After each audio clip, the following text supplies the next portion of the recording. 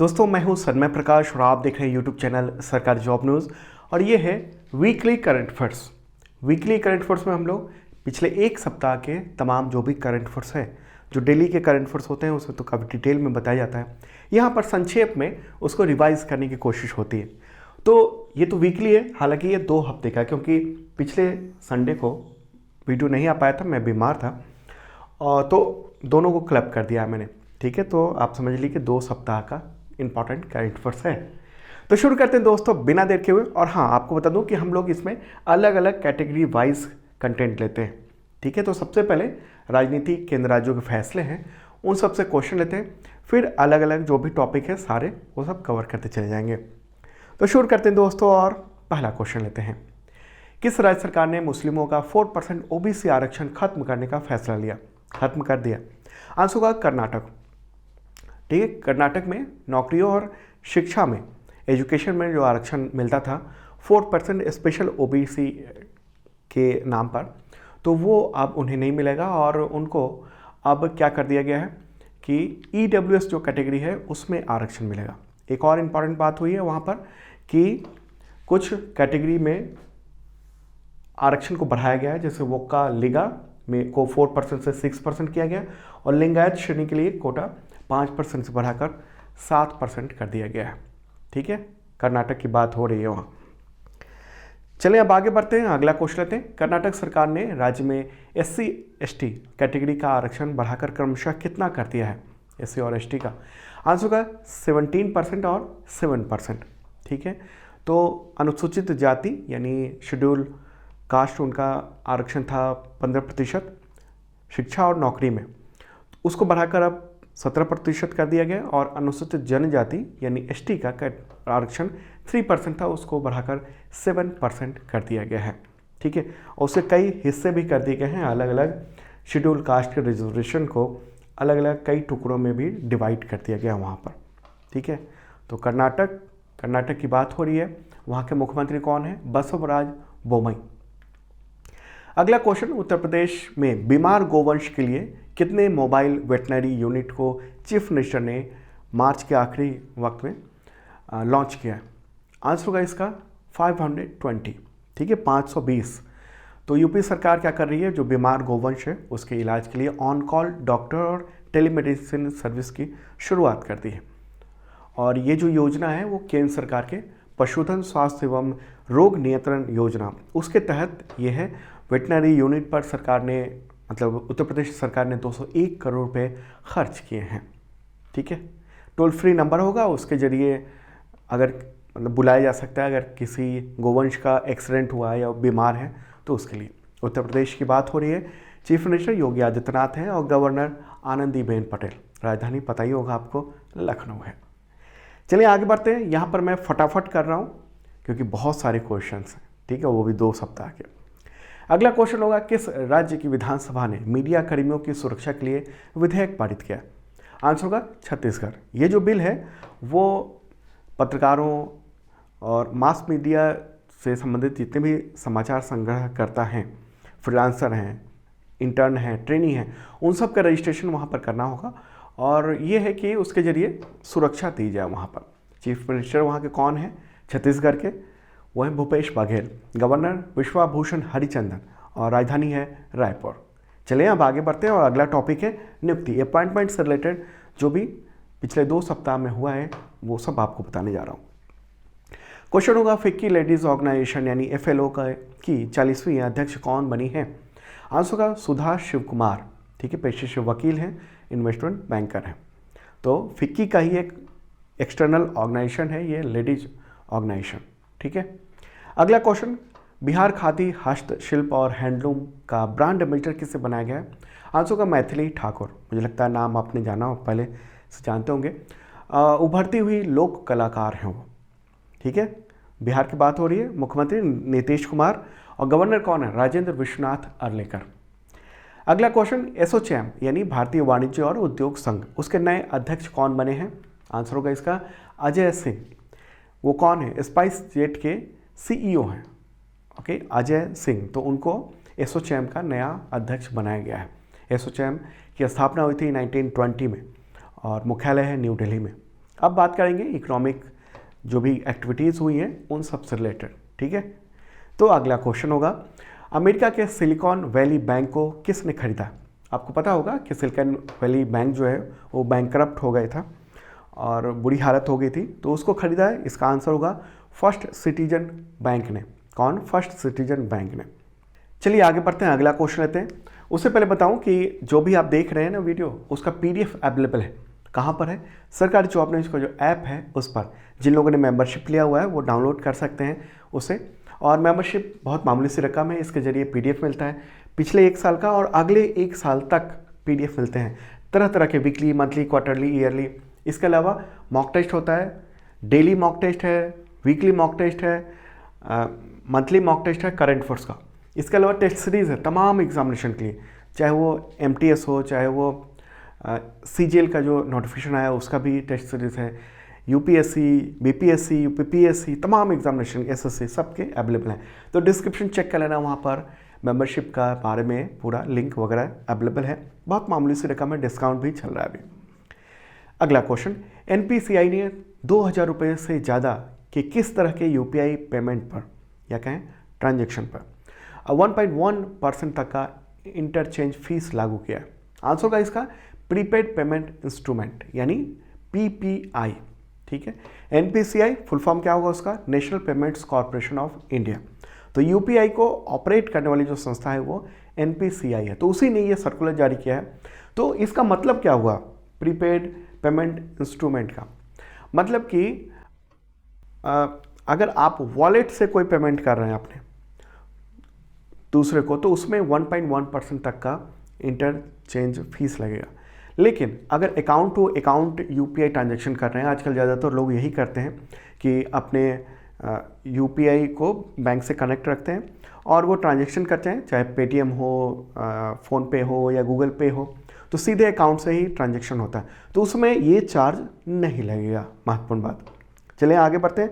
अगला question, world bank ने असम एकीकृत नदी बेसिन प्रबंधन परियोजना यानी AIRBMP उसके लिए कितनी रकम लोन को मंजूरी दी है? आंसर होगा $108 मिलियन। लगभग ये रुपए में अगर हम बात करेंगे तो 889 करोड़ रुपए होते हैं। इस रकम से क्या होगा? तो असम में जो हर साल बाढ़ आती है ना ब्रह्मपुत्र नदी की ओर से, तो उसके बारे में पहले से इंफॉर्मेशन मिल पाएगी और उसको कैसे कंट्रोल किया जाए उसके बारे में ये काम किया जाएगा, ठीक है। ये जो लोन है वो असम के $500 मिलियन अमेरिकी डॉलर के बड़े निवेश कार्यक्रम का एक हिस्सा है। ओके, तो वर्ल्ड बैंक की भी बात कर लें, उसके प्रेसिडेंट कौन है? David Malpass. और अगले जो प्रेसिडेंट बनने वाले हैं वो कौन है? अजय बंगा। मुख्यालय है वाशिंगटन DC, अमेरिका में।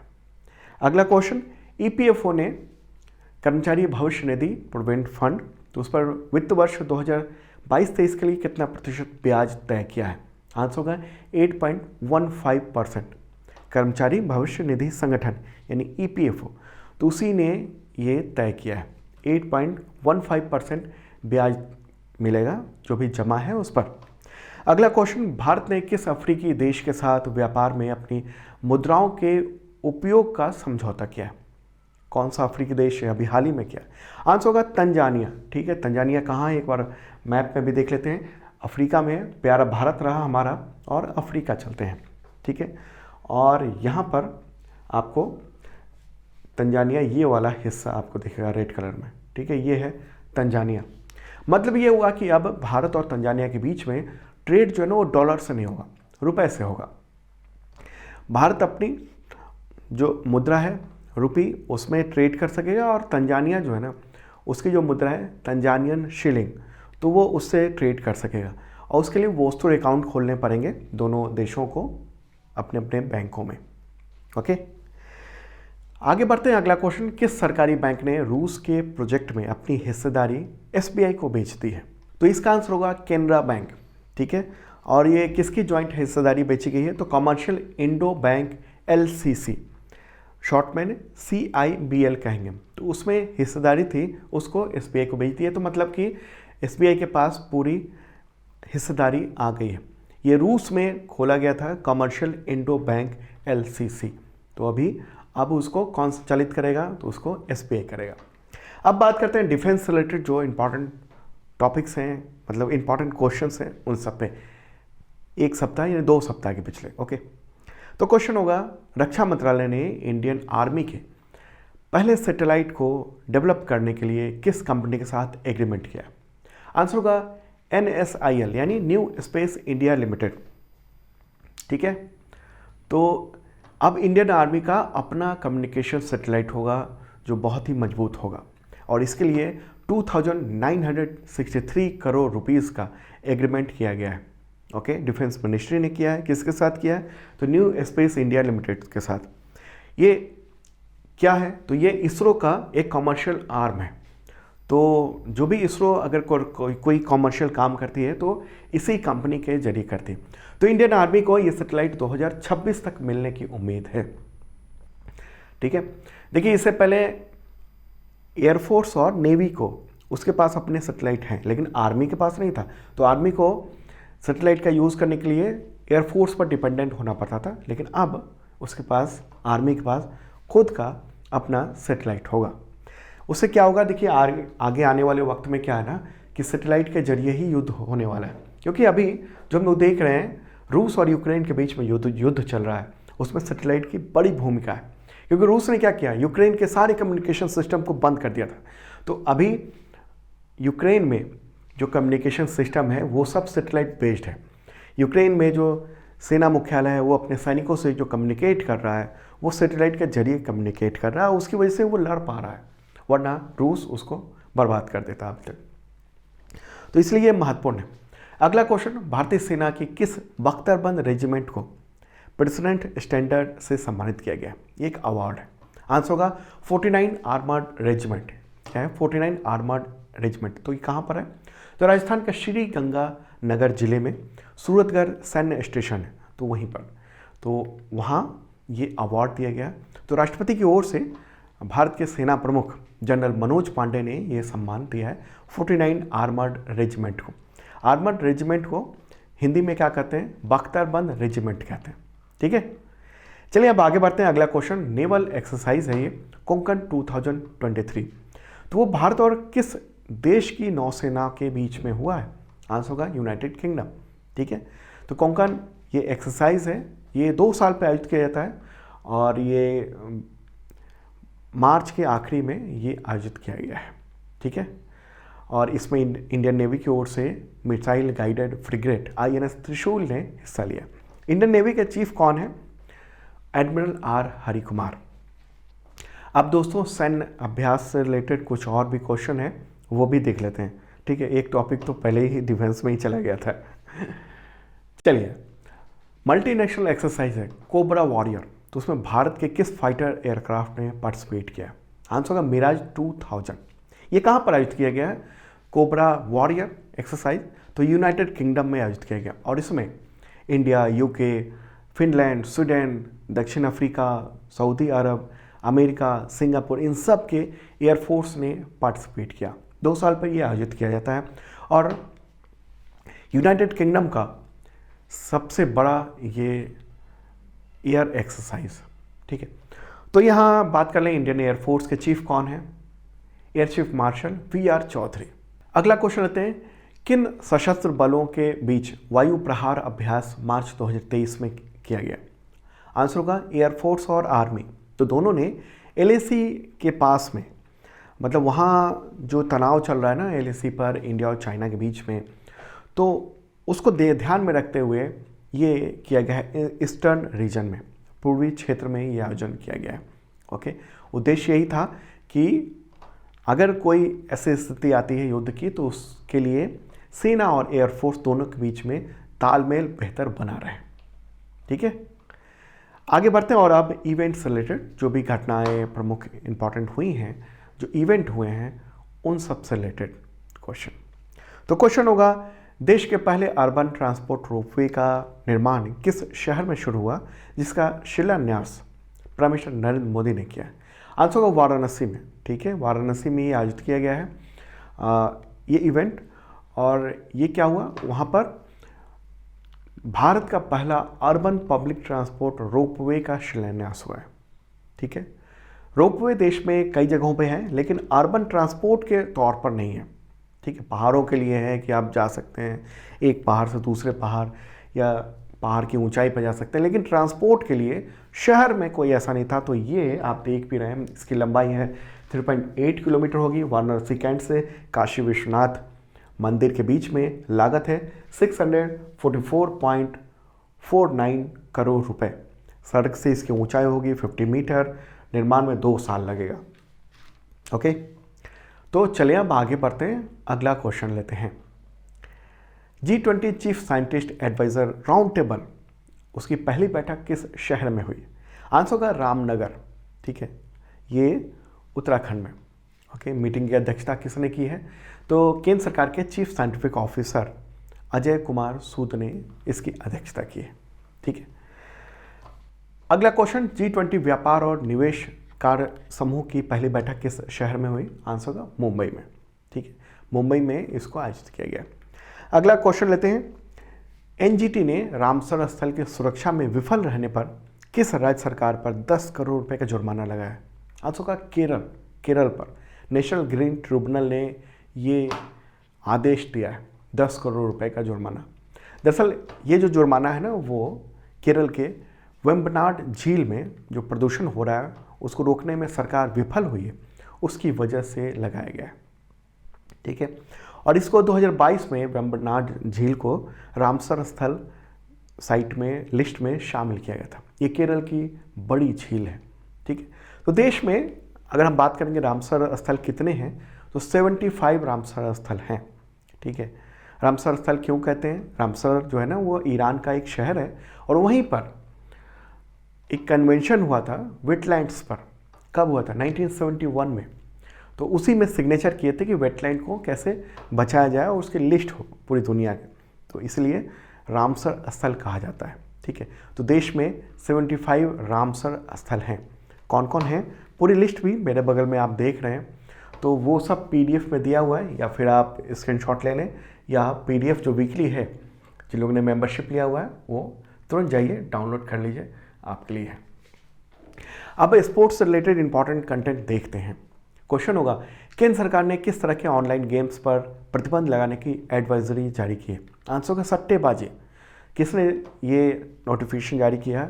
तो माइटी ने, यानी electronic and information technology ministry ने 6 अप्रैल को जारी किया। इसका मतलब ये हुआ कि लुभावने विज्ञापन के जरिए जो दांव लगाकर पैसे कमाने का जो सपना दिखाते हैं, ऐसे ऑनलाइन गेम को बंद कर दिया जाएगा। अच्छा, इसके बारे में मैंने डेली के करंट अफेयर्स वीडियो में बताया था, तो उसमें कई सारे लोगों ने कई सारे ऐप का नाम डाल के पूछा क्या ये सब बंद हो जाएंगे? तो देखिए, सरकार ने तो कह दिया है कि हम बंद कर देंगे, तो हो सकता है जल्द ही उस तरह के जो सट्टेबाजी वाले जो ऐप हैं गेम के, वो सब बंद कर दिए जाएंगे। चलिए अगला क्वेश्चन लेते हैं। मेरी लेबोन क्रिकेट क्लब यानी MCC की मानद आजीवन सदस्यता अप्रैल 2023 में किन भारतीय खिलाड़ियों को मिली है? आंसर होगा उपरोक्त सभी। कौन कौन? MS धोनी है, युवराज सिंह है, मिताली राज, सुरेश रैना और Jhulan Goswami. Marylebone cricket club, इसका ये कहाँ पर है? लंदन में है, और ये 1787 में अस्तित्व में आया था, और शुरुआत में क्रिकेट के नियम वगैरह बनाने का काम इसी के पास था, और उसी के बाद फिर बाद में जब ICC बना तो उसके पास काम आया, लेकिन ICC को भी बहुत सारे जो नियम है वो सब मानने पड़ते हैं MCC के। महत्वपूर्ण बात। ओके, चलिए अब आगे बढ़ते हैं। अगला क्वेश्चन, किस शहर में देश का दूसरा सबसे बड़ा क्रिकेट स्टेडियम बनाने के लिए हिंदुस्तान जिंक लिमिटेड और राजस्थान क्रिकेट एसोसिएशन ने MOU साइन किया? इसका आंसर होगा जयपुर। ठीक है, ये दुनिया का तीसरा और भारत का दूसरा सबसे बड़ा क्रिकेट स्टेडियम होने जा रहा है। पहला सबसे बड़ा कौन सा है, उसका नाम क्या है? नरेंद्र मोदी स्टेडियम है सबसे बड़ा। अगला क्वेश्चन लेते हैं। दुनिया के तीसरे और भारत के दूसरे सबसे बड़े क्रिकेट स्टेडियम का नाम किस उद्योगपति के नाम पर बने होगा? आंसर होगा अनिल अग्रवाल। ठीक है, अनिल अग्रवाल। तो जयपुर में स्टेडियम बन रहा है तो अनिल अग्रवाल के नाम पर बनेगा। वो देश के प्रमुख उद्योगपति हैं। वेदांता रिसोर्सेज लिमिटेड उसके फाउंडर और चेयरमैन हैं। फोटोग्राफ देख रहे हैं आप। अगला क्वेश्चन, T20 इंटरनेशनल में टिम साउथी का रिकॉर्ड तोड़कर सर्वाधिक यानी सबसे ज़्यादा विकेट लेने वाला खिलाड़ी कौन बन गया है? आंसर होगा शाकिब अल हसन, वो कहाँ के हैं? बांग्लादेश के क्रिकेटर हैं शाकिब अल हसन, तो उन्होंने ये रिकॉर्ड बनाया है। अगला क्वेश्चन, IBA महिला विश्व मुक्केबाजी चैंपियनशिप 2023 में भारत ने कुल कितने गोल्ड मेडल जीते हैं? आंसर होगा 4 गोल्ड मेडल जीते हैं इंडिया ने। कौन कौन? तो निकहत जरीन ने 50 किलोग्राम वेट कैटेगरी में, लवलीना बोरगोहेन ने 75 किलोग्राम वेट कैटेगरी में, Neetu Ghanghas 48 kilogram weight category में और स्वीटी बुरा 81 किलोग्राम वेट कैटेगरी में इन्होंने गोल्ड मेडल जीता है। इंपॉर्टेंट बात, दिल्ली में ये आयोजन किया गया था, ये महिला विश्व मुक्केबाजी। अगला question, world women's boxing championship 2023 में लवलीना बोरगोहेन ने किस वेट कैटेगरी में गोल्ड मेडल जीता? तो मैंने पहले ही बताया आपको, आंसर होगा 75 किलोग्राम। ठीक है। अगला question, world women's boxing championship में लगातार दूसरे वर्ष गोल्ड मेडल जीतने वाली बॉक्सर कौन बन गई हैं? आंसर होगा Nikhat Zareen, 50 kilogram weight category में उन्होंने गोल्ड मेडल जीता है ये। अगला क्वेश्चन, विश्व महिला बॉक्सिंग चैंपियनशिप 2023 में नीतू घनघस, तो उन्होंने किस वेट कैटेगरी में गोल्ड मेडल जीता है? आंसर होगा 48 किलोग्राम वेट कैटेगरी में।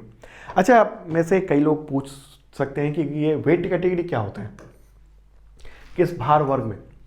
दरअसल वेट कैटेगरी का मतलब ये हुआ कि उस खिलाड़ी का वजन क्या है।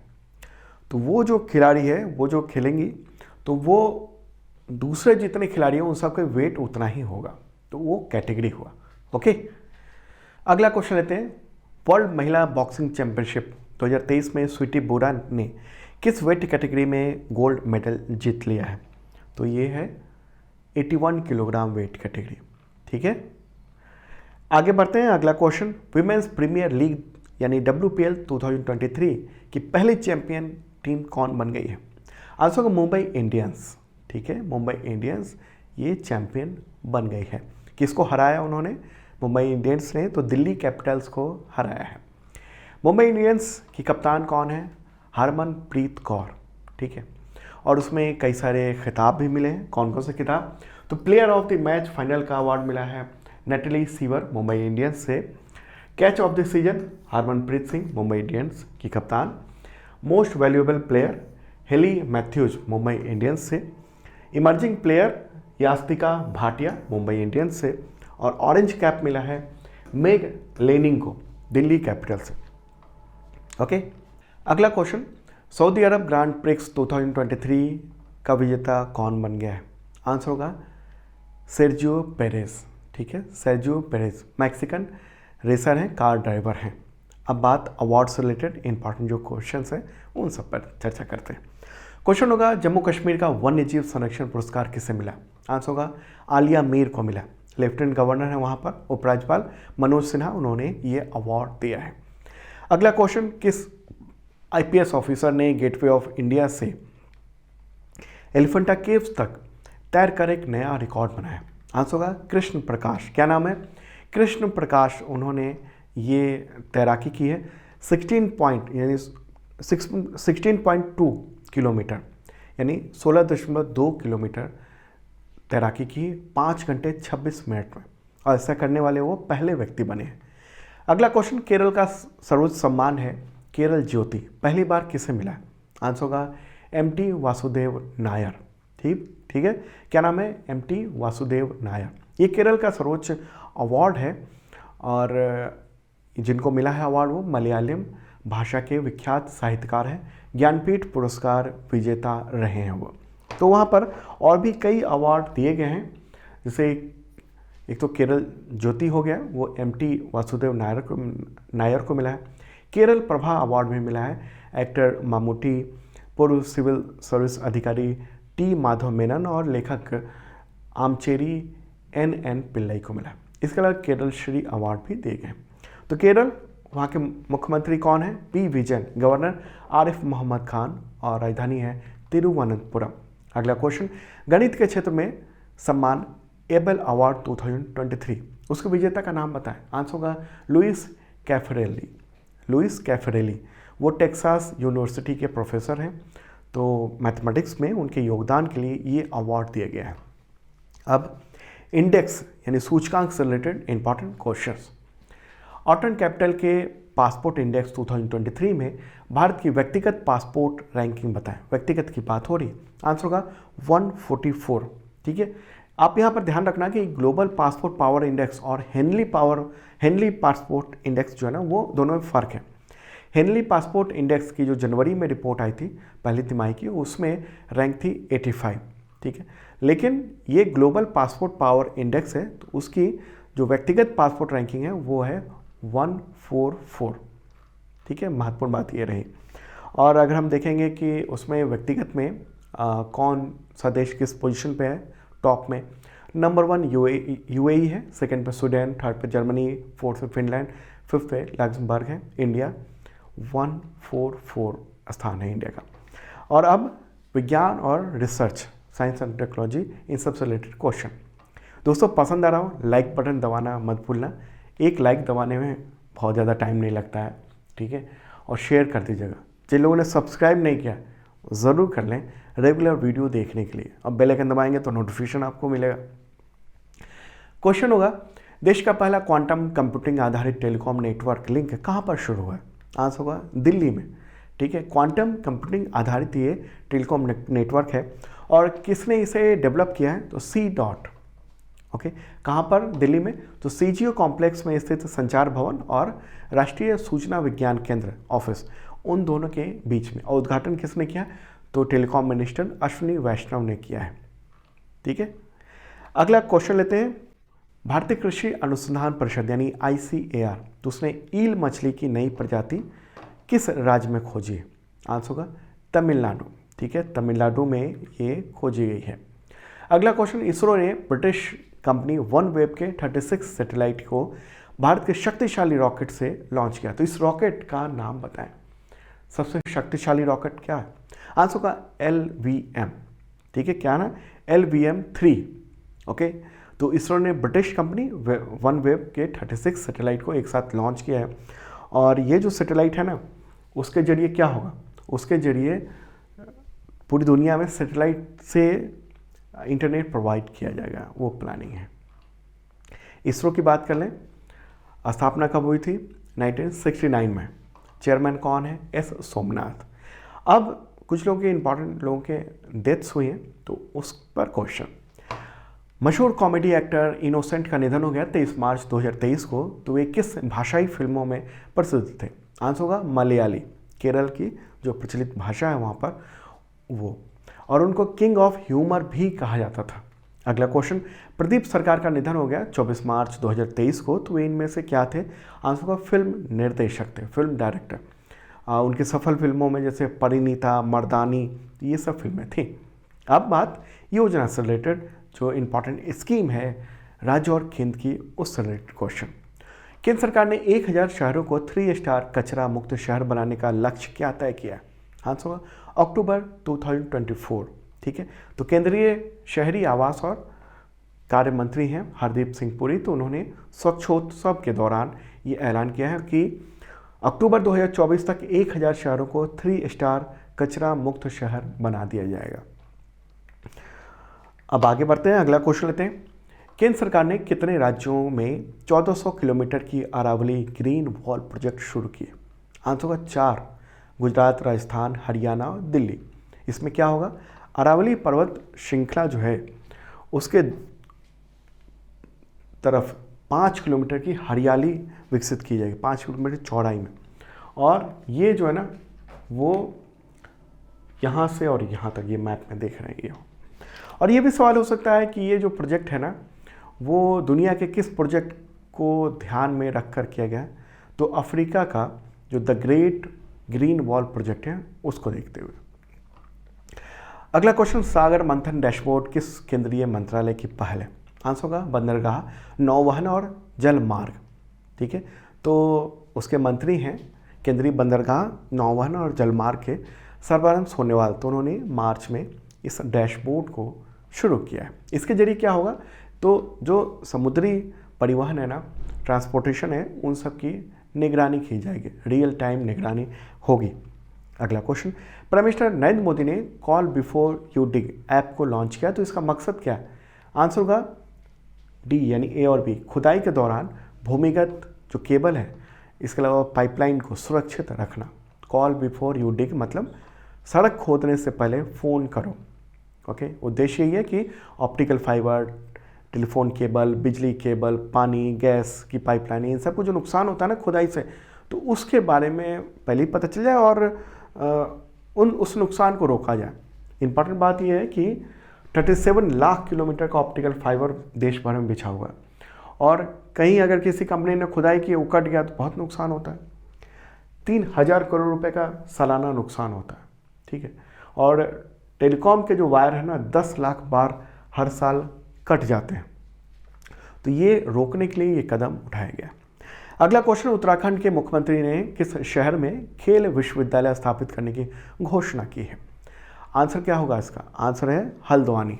ठीक है, तो मुख्यमंत्री कौन है? पुष्कर सिंह धामी। तो उन्होंने कहा है कि 100 एकड़ में ये बनेगा। अगला question, Indira Gandhi national centre for arts द्वारा तैयार किए गए वैदिक हेरिटेज पोर्टल को किसने लॉन्च किया है? आंसर का अमित शाह, गृह मंत्री ने। ठीक है, वैदिक हेरिटेज पोर्टल, और इसमें क्या है कि वैदिक ज्ञान और परंपराओं को डिजिटल वहाँ पर रखा गया है और 7 साल प्रयास लगे हैं, 5 करोड़ रुपए खर्च हुआ है उससे। अगला क्वेश्चन, देश के पहले राज्य का नाम बताएं जहाँ की विधानसभा ने राइट टू हेल्थ बिल को पास कर दिया। आंसर होगा राजस्थान।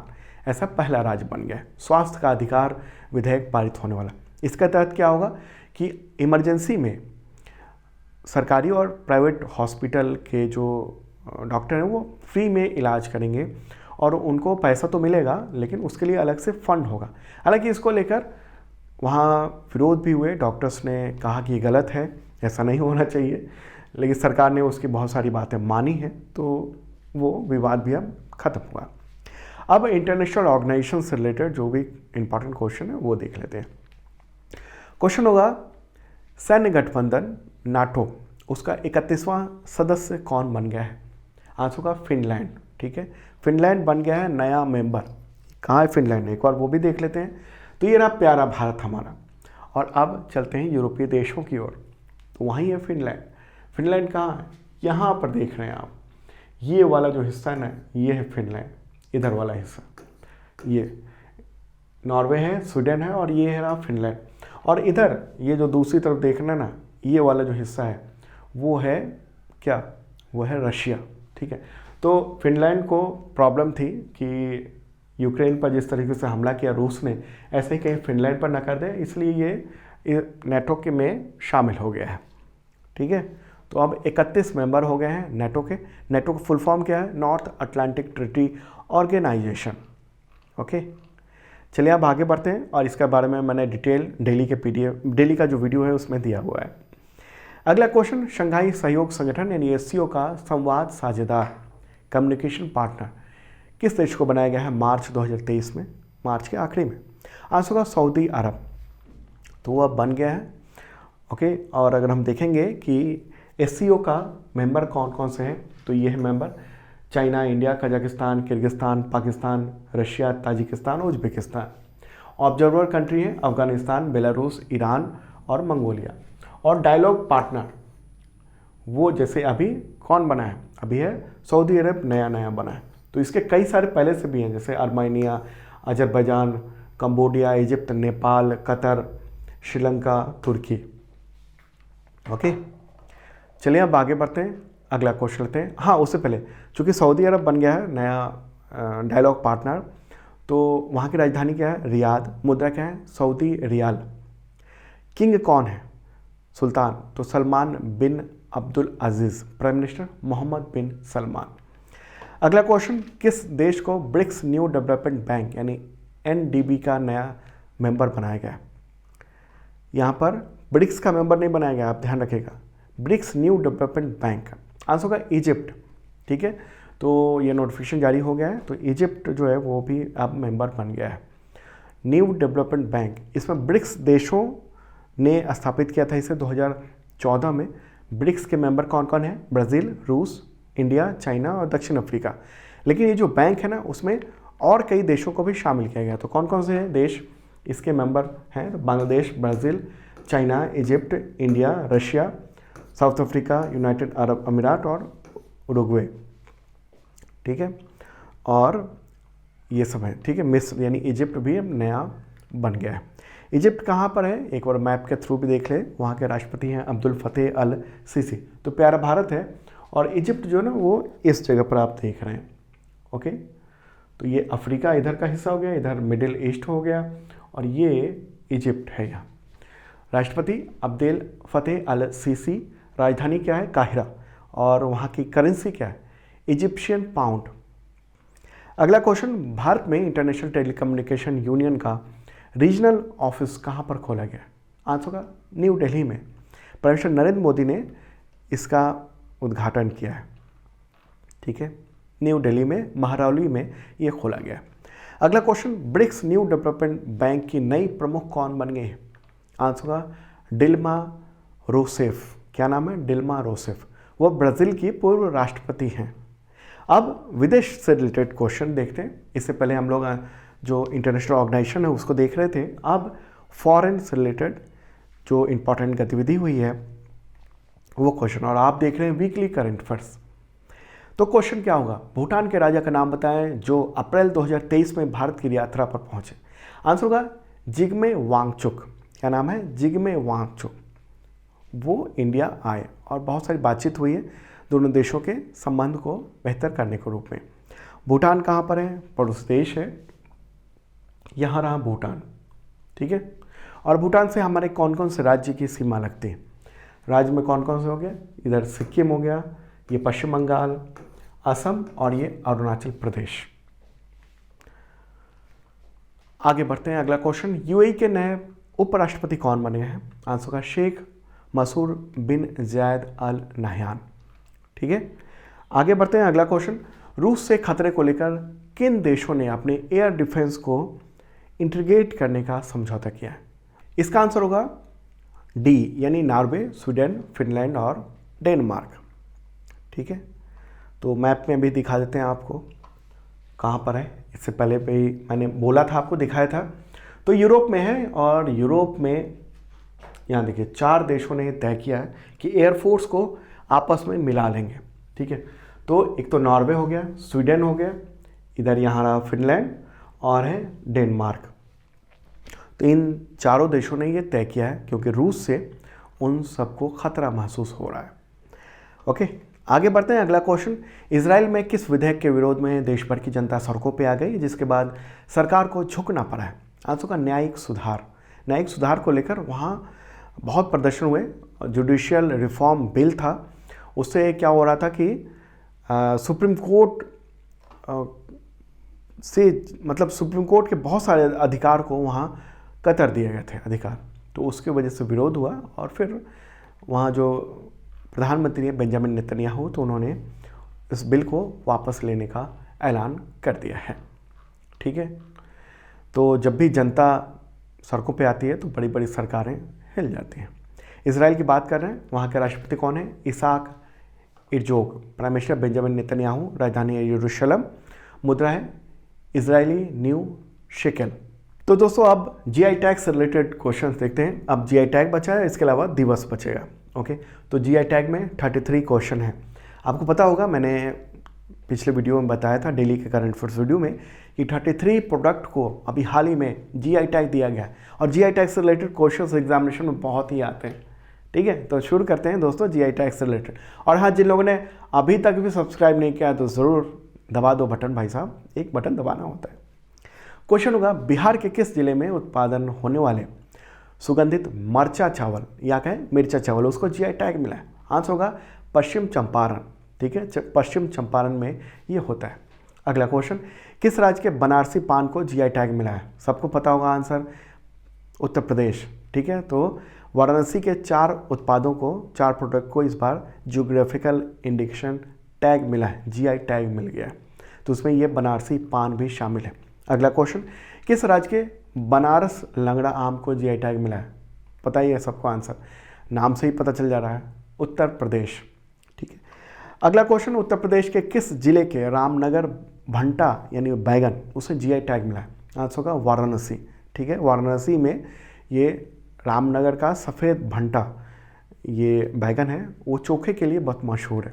अगला क्वेश्चन, उत्तर प्रदेश के किस जिले के प्रसिद्ध आदम चीनी चावल को जीआई टैग मिला है? आंसर होगा चंदौली। ठीक है, चंदौली में ये होता है, सुगंधित चावल होती है। अगला क्वेश्चन, किस राज्य के प्रसिद्ध अलीगढ़ ताले को जीआई टैग प्रदान किया गया है? ऑब्वियसली आंसर होगा इसका उत्तर प्रदेश। ठीक है, अगला क्वेश्चन, उत्तर प्रदेश के किस जिले में उत्पादित बखीरा के पीतल के बर्तन यानी बखीरा ब्रासवेयर उसे जीआई टैग मिला है? आंसर होगा संत कबीर नगर। ठीक है, ब्रासवेयर वहाँ बनता है, पीतल के बर्तन बनते हैं और ख़ास उसके लिए वो जाना जाता है। अगला क्वेश्चन, बांदा शजर पत्थर शिल्प को जीआई टैग मिला है, तो ये किस राज्य का विश्व प्रसिद्ध हस्तशिल्प है? आंसर होगा उत्तर प्रदेश। ठीक है, हैंडीक्राफ्ट कैटेगरी में ये अवार्ड मिला है, जीआई टैग मिला है और ख़ास तरह का पत्थर है। किस नदी में ये पत्थर मिलता है? तो केन नदी में ये पत्थर मिलता है और उसी में उस पत्थर में थोड़ी सी कारीगरी करनी होती है, हालांकि काफ़ी मेहनत होता है और उससे तरह तरह के चित्र पत्थर पे बन जाते हैं। 400 साल पहले इसके बारे में पता चला था और अभी दुनिया भर में मशहूर है। अगला क्वेश्चन, उत्तर प्रदेश के किस जिले के मशहूर नगीना लकड़ी शिल्प को जीआई टैग प्रदान किया गया? आंसर होगा बिजनौर को। ठीक है, बिजनौर खास तरह के ये शिल्प है। अगला क्वेश्चन, किस राज्य के प्रतापगढ़ आंवले को जीआई टैग मिला है? आंसर होगा उत्तर प्रदेश। ठीक है, अगला क्वेश्चन लेते हैं, किस राज्य के प्रसिद्ध हाथरस हींग को जीआई टैग प्रदान किया गया? आंसर होगा उत्तर प्रदेश। हाथरस उत्तर प्रदेश में। ठीक है, अगला क्वेश्चन, रीवा सुंदर रजा आम का उत्पादन किस राज्य में होता है जिसे जीआई टैग मिला है? अब देखिए रीवा कहाँ है, तो मध्य प्रदेश में, तो इसका आंसर होगा मध्य प्रदेश। अगला क्वेश्चन, किस केंद्र शासित प्रदेश के लद्दाख शिंगस्कोस यानी लकड़ी पर नक्काशी वुड कार्विंग तो उसे जीआई टैग दिया गया? आंसर होगा लद्दाख। ओके, अगला क्वेश्चन, छत्तीसगढ़ के किस जिले में नगरी दुबराज ये चावल की एक प्रजाति है तो उसका उत्पादन होता है जिसे जीआई टैग दिया गया? आंसर होगा धमतरी। ठीक है, नगरी जो है धमतरी जिले का एक नगर पंचायत है और ये छत्तीसगढ़ में है। अगला क्वेश्चन लेते हैं, किस राज्य के मनप्पराई मुरुक्कू उसे जीआई टैग प्रदान किया गया? आंसर होगा तमिलनाडु। ठीक है, ये मुरुक्कू एक की खास किस्म है, ये आपने खाया होगा, कई सारी कंपनियां भी इसको मार्केट में उतारती हैं, बेचती हैं। अगला क्वेश्चन, कम्बम पनीर थरा चाई ये अंगूर की एक प्रजाति है, उसका उत्पादन किस राज्य में होता है जिसे जीआई टैग मिला है? आंसर होगा तमिलनाडु। ठीक है, ये जो अंगूर है ना वो सालों भर मिलता है, खास बात है इसका। अगला क्वेश्चन, तमिलनाडु के किस जिले के मार्तंडम शहद को जीआई टैग दिया गया? आंसर होगा कन्याकुमारी, खास तरह का। अगला क्वेश्चन, किस राज्य के प्रसिद्ध खाद्य सामग्री ऊटी वर्की को जीआई टैग मिला है? आंसर होगा तमिलनाडु। ठीक है, वो खास तरह का ये बिस्किट है। अगला क्वेश्चन, किस राज्य के मना मदुरई पॉटरी तो उसे जीआई टैग प्रदान किया गया? आंसर होगा तमिलनाडु। ठीक है, तमिलनाडु के शिवगंगा जिले का एक शहर है मना मदुरई, तो वहाँ के कुम्हार खास तरह के बर्तन बनाते हैं, टेराकोटा उत्पाद कहेंगे इसे। अगला क्वेश्चन, किस राज्य के प्रसिद्ध सेलम साबूदाना उसे जीआई टैग दिया गया है? आंसर होगा तमिलनाडु। तो सेलम जो है ना वो तमिलनाडु का एक ज़िला है और वहाँ से देश भर में साबूदाना सप्लाई होता है, उसे जीआई टैग मिला है। साबूदाना हालांकि और भी जगहों पे होता है लेकिन वहाँ सबसे ज़्यादा वहाँ से देश भर में भेजा जाता है। अगला क्वेश्चन, किस राज्य के मशहूर पान ऑथर वेट्रीलाई उसे जीआई टैग मिला है? आंसर होगा तमिलनाडु। ये तमिलनाडु के थूथुकुडी जिले में ये होता है, खास तरह का पान। अगला क्वेश्चन, किस प्रदेश के प्रसिद्ध नेगामम सूती कपड़ा को जीआई टैग प्रदान किया गया है? आंसर होगा तमिलनाडु। ठीक है, ये तमिलनाडु के कोयम्बतूर जिले में वहाँ पर एक शहर है पेरिया नेगमम, तो वहाँ की सूती साड़ी बहुत ही मशहूर है। अगला क्वेश्चन, किस राज्य के मइलाडी स्टोन नक्काशी को जीआई टैग प्रदान किया गया है? आंसर होगा तमिलनाडु। ठीक है, तमिलनाडु कन्याकुमारी जिले में है ये मइलाडी, तो वहीं का ये खास तरह का स्टोन से मूर्ति बनाना, इससे शिल्प का काम होता है वहाँ पर। ओके, अगला क्वेश्चन लेते हैं, किस राज्य के थैकल रत्न शिल्प को उसे जीआई टैग प्रदान किया गया है। इसका आंसर क्या होगा? आंसर होगा तमिलनाडु। ठीक है, तमिलनाडु में। अगला क्वेश्चन लेते हैं, किस राज्य के मशहूर पान का पत्ता, उसका नाम क्या है? शोलावंदन वेट्रीलाई, तो उसे जीआई टैग प्रदान किया गया। आंसर होगा तमिलनाडु। ठीक है, खासतौर पर ये मदुरई जिले के आसपास ये होता है। अगला क्वेश्चन, जम्मू कश्मीर के किस जिले की विश्व प्रसिद्ध बसोहली पेंटिंग को जीआई टैग दिया गया? आंसर होगा कठुआ। कठुआ जिले का ये खास तरह की पेंटिंग है। अगला क्वेश्चन, किस केंद्र शासित प्रदेश की मशहूर बसोहली पश्मीना ऊनी उत्पाद को जीआई टैग मिला है? आंसर है इसका जम्मू कश्मीर। अगला क्वेश्चन, किस केंद्र शासित प्रदेश के राजौरी चिकरी लकड़ी शिल्प को जीआई टैग दिया गया? आंसर होगा जम्मू कश्मीर। ठीक है, अगला क्वेश्चन, किस केंद्र शासित प्रदेश के भद्रवाह राजमा को जीआई टैग दिया गया? राजमा है ये, खास तरह का। आंसर होगा जम्मू कश्मीर। ठीक है, अगला क्वेश्चन, जम्मू कश्मीर के किस जिले के प्रसिद्ध मुश्क बुद्जी चावल को जीआई टैग दिया गया? आंसर होगा अनंतनाग जिले के। अगला क्वेश्चन, किस केंद्र शासित प्रदेश के उधमपुर कलाडी यानी डेयरी उत्पाद है उसे जीआई टैग दिया गया? आंसर होगा जम्मू कश्मीर। ये डेयरी प्रोडक्ट है, चीज़ से बनता है ये खास तरह की सामग्री। अगला क्वेश्चन, रामबन सुलाई मधु यानी शहद, उसका उत्पादन किस केंद्र शासित प्रदेश में होता है जिसे जीआई टैग प्रदान किया गया? आंसर होगा जम्मू कश्मीर। ठीक है, खासतौर पर जम्मू कश्मीर में रामबन जिला है ना, वहाँ पर यह होता है। अगला क्वेश्चन, किस केंद्र शासित प्रदेश के रामबन अनारदाना को जीआई टैग प्रदान किया गया? आंसर है जम्मू कश्मीर। ठीक है, तो उसकी पूरी लिस्ट जो भी जीआई टैग है ना, उसकी पूरी लिस्ट पीडीएफ में अवेलेबल है। वीकली पीडीएफ जिन लोगों ने मेंबरशिप लिया हुआ है उनको मिल जाएगा, तो जाकर आप वहाँ से डाउनलोड कर लेना पीडीएफ। और मॉक टेस्ट भी है, टेस्ट सीरीज भी है मेंबरशिप लेने वालों के लिए। दोस्तों, अब दिवस रिलेटेड इंपॉर्टेंट जो क्वेश्चन है उसको देख लेते हैं। क्वेश्चन होगा, विश्व स्वास्थ्य दिवस कब मनाया जाता है? आंसर होगा 7 अप्रैल को। थीम क्या है इस बार की? Health for all. ठीक है, अगला क्वेश्चन, आरबीआई का स्थापना दिवस कब मनाया जाता है? आंसर होगा 1 अप्रैल को मनाया जाता है स्थापना दिवस। अभी गवर्नर कौन है? शक्तिकांत दास। अगला क्वेश्चन, नेशनल मैरीटाइम डे कब मनाया जाता है? आंसर होगा 5 अप्रैल को। ठीक है, नेशनल मैरीटाइम डे। अगला क्वेश्चन, अंतर्राष्ट्रीय खदान जागरूकता और खनन कार्य सहायता दिवस कब मनाया था? आंसर होगा 4 अप्रैल को। ठीक है, 4 अप्रैल। अगला क्वेश्चन, पहला अंतर्राष्ट्रीय शून्य अपशिष्ट दिवस यानी इंटरनेशनल जीरो वेस्ट डे कब मनाया गया? आंसर होगा 30 मार्च को ये दिवस मनाया गया है पहली बार।